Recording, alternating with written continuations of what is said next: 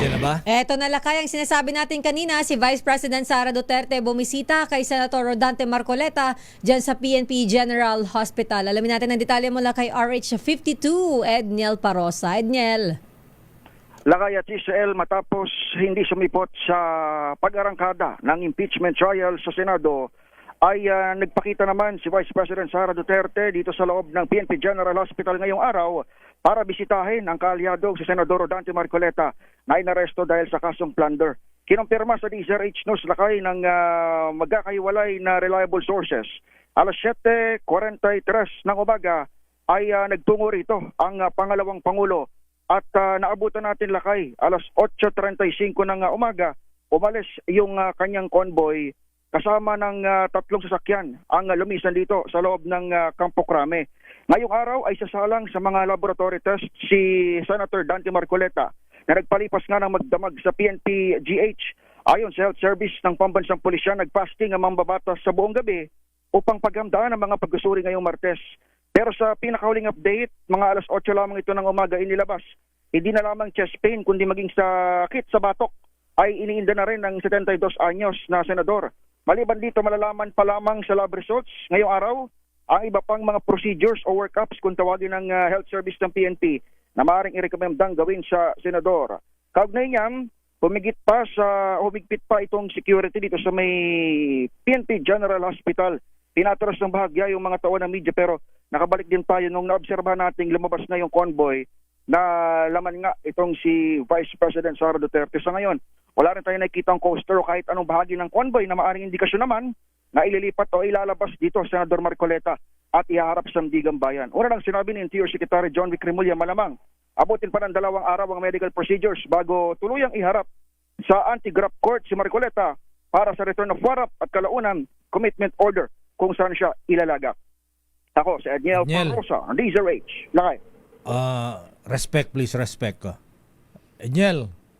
Lakay. Respect please, respect ka. Hindi din na. Mayor, kapatid, Mayor. Mayor daw ang tawag. Mayor. Ayan. Mayor. Edniel, may dala bang pa-breakfast si BP Sara kay Senator Marcoleta? May dala bang breakfast? Di ba nag-drive through ng McDo o Jollibee man lang? Hindi rin natin lakay nakita ng personal ng VP, yung pinaka-convoy niya lamang na lumabas dito ang naabutan ng DZRH News.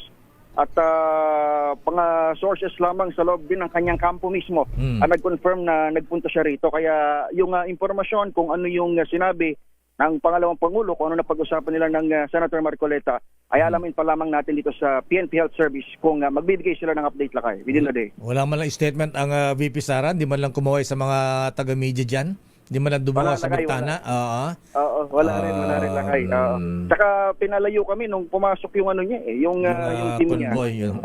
Oo, naabutan na lang natin nung palabas ng mga 8:35 a.m. Ayan. Sayang dapat kumakain man lang. Ayan. See you sa Senate, maaari pong ganun pa. Okay nga Rod. So, teka muna. Si Senator Marcoleta, ayan, pareho ba sila ng magkatabi ng kwarto si Secretary Manny Bono andyan sa PNP Hospital? Mukhang hindi lang natin batid lakay kung ano yung specific locations nila pero maliban kay Senator Dante, kay Secretary Manny, ay may isa pa lakay na pumangatlo pa. Aba? Na dito rin dinala yung businessman lakay na bagong aresto kagabi sa plunder din, co-accused ni Senator Marcoleta. Huh? Etong si Aristotle o si Biray? Si Biray. Ba't matanda na ba yung si Aristotle Biray?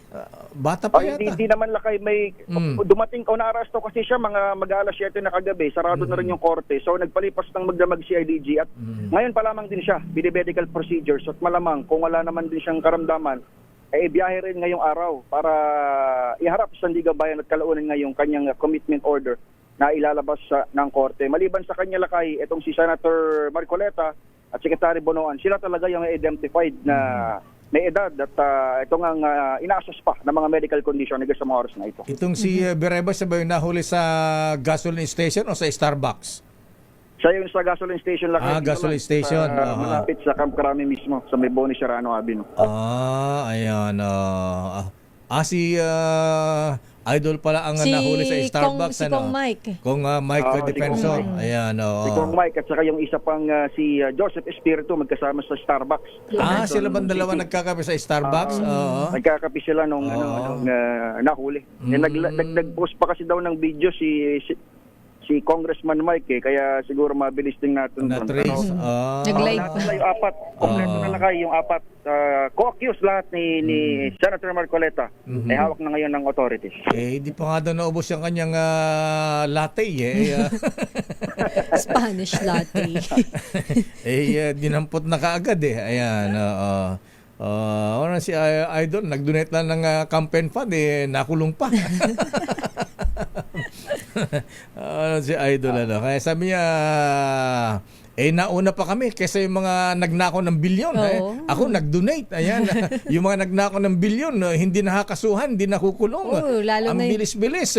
Bakit daw ganun? Ombudsman Boying. Ayan. Bakit nauna pa sila? Hindi yung mga sinabihan ng presidente na mahiya naman kayo. Ayan. Yung mga nag-anniversary na. Tsaka Sister L, tsaka Mayor, ang bilis silang nakumpleto yung apat. Oo, di ba? Ayan. Araw lang. Sana Pwede naman pala yun, ganun kabilis. Bakit yung mga sana ganun din kabilis yung mga walang hiya na nagsamantala ng magnanakaw? bilyones. Oo. Bakit ganun? Tuwan-tuwa tuloy lang kayong yung PNP press corps in terms of trabaho kasi isang araw lang huli agad lahat. Oo nga. Wala nang abangan. Samantala ito mga babanggitin natin uli, yung 15 contractors na mamaya. sinabihan na mahiya naman kayo, mga walang hiya. Ayan. Abay, hindi nagagalaw, parang untouchable. Ganun sila Nangyari. kagaling. Oo. Kaya di mo mahisisi yung mga nasa posisyon na selective justice. Ayan. Totoo naman. Talagang makikita mo na mayroon. Oo, may bias. Ayan. Ombudsman Boying. Ayan. Anyari. Ayan. DOJ. Asan yung mga kontraktor na bilyon-bilyon ang mga ninakaw sa Nakakulong bayan? naman na daw si Diskaya, okay na daw yun. Si Diskaya lang. Yung mga mas mayaman sa kanya, nandyan pa. Ha? Oo. Ayan. Tsaka yung mga lakay, talaga mga utak. Mga talagang mastermind. Ayan, yun nasa Portugal. Nasa France na ngayon, ha? Baka nanood pa sa Wimbledon yan. Alapit lang UK. Ha? Okay nga, Rod. Maraming salamat,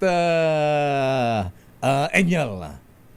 Wala rito sa Camp Crame pa rin sa may bahagi ng PNP General Hospital. Ako si Edniel Parrosa, DZRH. Una sa Pilipinas, una sa Pilipino.